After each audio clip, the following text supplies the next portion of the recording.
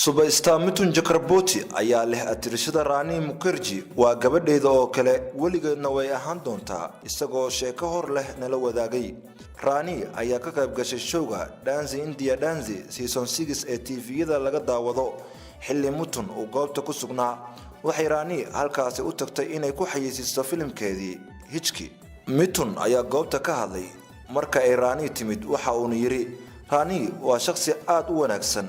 waxaan xasuustaa hadda ka hor inay i caawisay sidoo kalena gurigeyda ayay igu soo dhaweysay waxayna xilligaas ahayd xilli aan ku guda jiray maalmo xun oo aan waxba haysan abaal weyn ayaan u hayaa Rani maadaama maalmihii xumaa ee nolosheeda ay garab isiisay xitaa gurigeyda ayay igu quudisay Rani waa gabadheeda oo kale weligeedna way ahaan doontaa.